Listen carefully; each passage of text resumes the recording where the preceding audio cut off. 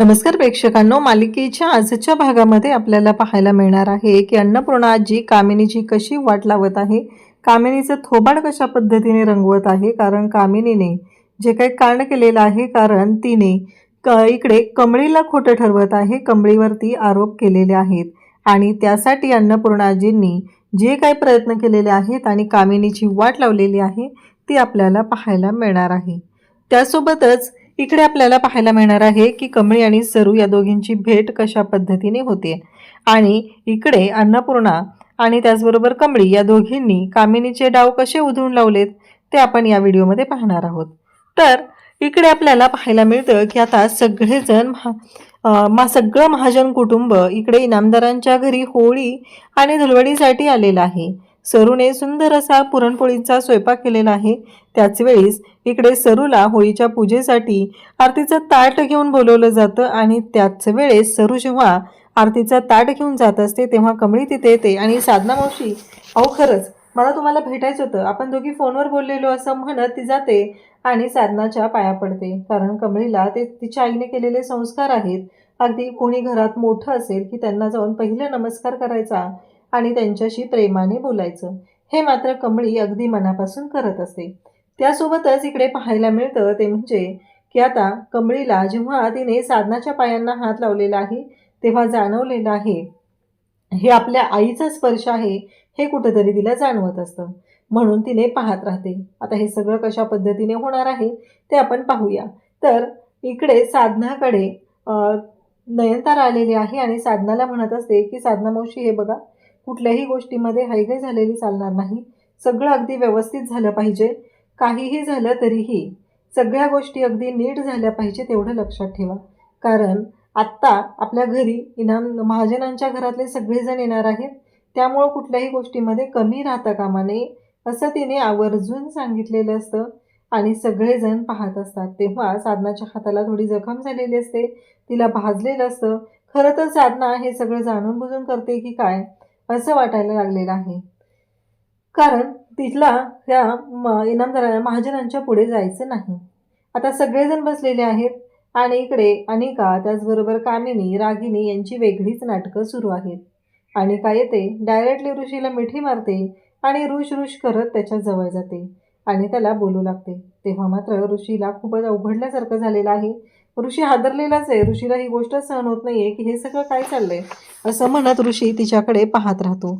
त्याचबरोबर इकडे ऋषीला ती म्हणत असते, तुला काय रे, सारखं ती कमळी टमळी जवळ लागत असते, तुला माहिती आहे का आज तिचं ना पॉट फुटणार आहे बघ, आज होळीच्या दिवशी ना तिची होळी पेटवली जाणार आहे, असं सगळं ती बोलत असते. तेव्हा मात्र ऋषीला धक्का बसतो.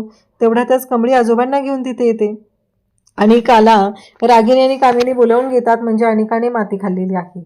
अनिकाने तिच्या तोंडात काहीच राहत नसतं. एकतर ती एवढी मूर्ख आहे की तिला कळतही नसतं. आता ऋषी त्याचबरोबर सगळेजण तिथं असतात. आजोबांना ऋषी नमस्कार करतो आणि बोलू लागतो. इकडे कामिनी आणि रागिनी खूपच चिडलेले असतात. त्यावेळेस ऋषी म्हणत असतो की कसं आहे माहिती आहे का, तुला कपड्याचा सेन्स चांगला असेल गं, पण त्याच्याबरोबर कॉमन सेन्स आणि अक्कल जेव्हा आहे ना ती तेवढी तुझ्याकडे नाही आहे.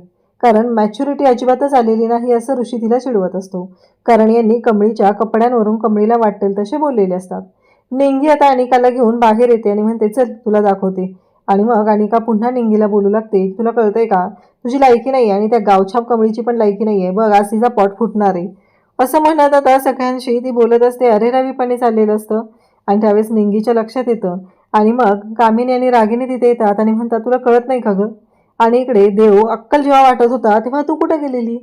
आता या प्रश्नावरती सुद्धा अनिका विचार करायला लागलेली आहे. तेव्हा कामिनी म्हणते, अगं रागिनी, खरंच बघ ना, ती ह्या प्रश्नावर पण विचार करते, म्हणजे मला खरंच कळत नाहीये की हिच्यात अक्कल नाहीयेच का. त्याचबरोबर आता सगळेजण आता वेगवेगळ्या रूममध्ये म्हणजे आपापल्या रूममध्ये सेटल होत असतात. आजोबांना इकडे सतीश घेऊन चाललेला असतो, कमळीचंही कौतुक करत असतो आणि त्याचबरोबर बंड्याला सुद्धा तिथं बोलवलेलं असतं. बंड्यासुद्धा आलेला आहे. तेव्हा नयनतारा पाहत असते. तेव्हा ऋषी म्हणत असतो की तो माझा पाहुणा आहे, मी बोलवलंय असं म्हणत तो बंड्याचं सुद्धा कौतुक करत असतो. आणि मग सतीशच्या शेजारी जाऊन अनिका बसते आणि हॅलो असं म्हणत ती बोलते. म्हणजे तिचं जे वागणं चाललेलं असतं त्या कुठल्याच गोष्टीला काहीच अर्थ नसतो.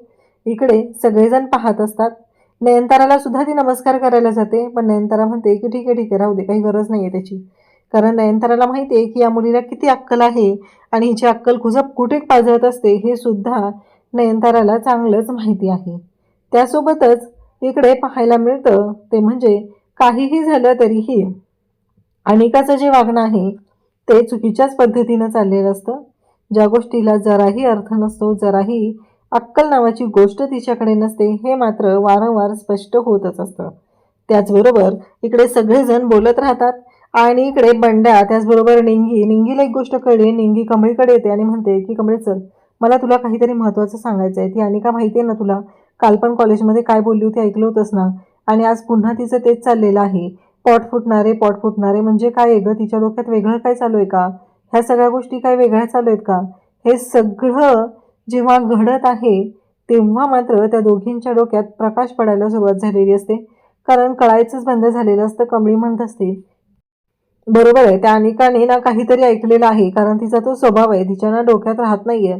आणि जेव्हा असं काही तिनं ऐकलेलं असतं तेव्हा ती अशी बरळत असते, वाटेल ते बोलत असते. आता मात्र निंगी म्हणते की नाही, आपल्याला शोध घेतला पाहिजे नक्की काय आहे. मग हे सगळेजण खाली असतात तोपर्यंत या दोघी जणी आता वरती जातात आणि मग जी रूम दिलेली असते कामिनी आणि रागिनी तिथे जातात आणि मग कामिनीच्या आणि रागिनीच्या बॅगेमध्ये काय मिळतंय का ते पाहू लागतात. त्या क्षणी त्यांना ते लेटर मिळतात आणि ते लेटर पाहिल्याबरोबर इकडे कमळीला कळतं की हे तेच लेटर आहे ज्या दिवशी मी त्यांच्या घरी गेले तेव्हा राजन काकांनी वाचून दाखवलेलं होतं. आणि बाकीचे लेटर असतात, ते लेटर पाहून कमळीला तर धक्काच बसतो, कारण हे अक्षर तर तिच्या आईचं आहे हे तिच्या लक्षात आलेलं असतं. तेव्हा मात्र कमळी विचार करू लागते की हे सगळं काय चाललंय, या सगळ्याचा काय अर्थ आहे, कारण हे अक्षर तर आईचं आहे. असं म्हणत तिने ते लेटर पाहिलेलं असतं, पण या दोन्ही लेटरमधले अक्षर वेगळे आहेत. म्हणजे राजन काकांनी त्या दिवशी जे काही केलेलं होतं, राजन काकांनी ज्या काही गोष्टी केलेल्या होत्या त्या आता समोर आलेल्या आहेत. म्हणजेच राजन काकांनी बदललेलं लेटर होतं, ही गोष्ट आता समोर आलेली आहे. आणि आता मात्र कमळी आणि निंगीला धक्का बसतो आणि कमळी आणि निंगी ते लेटर जे आहे ते गायब करायचं ठरवतात. इकडे आता सगळेजण जमलेले असतात. कमळी आणि निंगीने बरोबर डाव साधलेला असतो आणि यांचा प्लॅन फ्लॉप करायचं ठरवलेलं असतं, कारण त्यांना माहिती आहे की काय होऊ शकतं आणि नक्की कशा पद्धतीने गोष्टी घडू शकतात ह्याचा चांगलाच अंदाज आलेला असतो. इकडे अन्नपूर्णाजींनी कामिनी आणि रागिनीला काम सांगितलेलं आहे, जावा गाडीमध्ये तुम्हाला चप्पल तर ठेवायची होतीच, पण त्याचबरोबर नयनतारासाठी गिफ्ट आणलेले आहेत तेही घेऊन या. आता अन्नपूर्णाजी यांच्या डोक्यात एकच चालू आहे की ऋषी आणि कमळीच्या लग्नाबद्दल. मग त्या बोलत असतात की हे बघ का नयनतारा, मला तुला काहीतरी सांगायचं आहे, कारण मी तुला सांगेल म्हणते त्या दिवशीही मी तुला बोलले होते, तू विचार केलायस का? कारण आपण दोघींनी एकमेकींना शब्द दिलेला आहे आणि मला त्या गोष्टीचं उत्तर हवं आहे, असं अन्नपूर्णाजी तिला विचारू लागतात. तेव्हा मात्र नयनतारा शांतच राहते आणि म्हणत असतात की बघ किती संस्कारी आहे, म्हणजे काहीच प्रॉब्लेम नाही आहे, एवढे चांगले संस्कार आहेत, असे संस्कार कुठल्याच मुलीवरती नसतील, असंही त्यांचं बोलणं सुरू झालेलं आहे. आणि त्याचबरोबर हे सगळं जेव्हा घडत असतं तेव्हा मात्र हे सगळं जेव्हा पाहते तेव्हा इकडे नयनतारा विचार करू लागते. निंगीने आता पूर्ण डाव साधलेला आहे, बंड्या सुद्धा तिथं आहे आणि आता सगळेजण होळीची तयारी करत आहेत. आता हाईन होळीच्या वेळेस इकडे होळी पेटली की इकडे आपण त्यात तेल ओतायचं, त्या आगीमध्ये तेल ओतायचं आणि या सगळ्या गोष्टी अशा पद्धतीने सुरू झालेल्या असतात. आणि मग मात्र इकडे कमळी आणि निंगीने बरोबर वाट लावलेली असते, बरोबर सगळ्या गोष्टी अशा पद्धतीने बाहेर आणलेल्या असतात आणि हे सगळं सुरू झालेलं असतं. त्याचबरोबर इकडे आता सरूसुद्धा पाहत असते. सरूच्या लक्षात आलेलं असतं की काय होऊ शकतं, कोणता गोंधळ होऊ शकतो आणि कशा पद्धतीने गोष्टी होऊ शकतात हे सुद्धा लक्षात आलेलं आहे. आणि त्याचमुळं सरू त्या गोष्टींचा विचार करत असते. आणि त्याचबरोबर इकडे आपल्याला पाहायला मिळतं की सरू म्हणत असते की माझी कमळी जी आहे ना ती पुरून उरणार आहे. आणि आता कमळीने सरूचे आशीर्वाद घेतलेले आहेत. इकडे अन्नपूर्णाच्या समोर आता कामिनीने वेगळा राडा सुरू केलेला आहे, हिने फसवलेला आहे, हे लेटर बघा, असं म्हणत जेव्हा दाखवलं जातं तेव्हा त्या दोन्ही लेटरवरचे अक्षर इथे सेम असतात. कमळीने ऐन वेळी गोंधळ घातलेला असतो आणि सेम आईसारखं अक्षर काढून लेटर लिहिलेलं असतं, ते पांढरं लेटर. म्हणजे जे लेटर राजनने हॉस्पिटलमध्ये मला सरूने दिलेलं आहे, म्हणजेच गौरीला दिलेलं आहे असं सांगितलेलं असतं, ते लेटर कमळीने बदललेलं असतं. आणि तेव्हा मात्र अन्नपूर्णा म्हणते की तूच बघ, दोन्ही लेटरमधलं अक्षर सेम आहे. आणि मग त्यांचाच डाव आता त्यांच्यावरच उलटवलेला असतो. कमळीनं करून दाखवलेलं असतं आपल्या आईची बाजू घेत. म्हणजेच आज तिने अन्नपूर्णा आजींना त्यांचा अपमान होण्यापासून वाचवलेलं असतं, कारण नयनताराच्या घरी येऊन हा सगळा राडा करायचा ठरवलेला आहे. आणि तिथेच बरोबर या सगळ्या गोष्टी घडलेल्या असतात. आणि कमळीने ते लेटर बदलून आता इकडे राजन, त्याचबरोबर इकडे अन्नपूर्णाजी यांची इज्जत वाचवलेली आहे. अशाच अपडेटसाठी चॅनलशी कनेक्ट राहा. थँक्यू.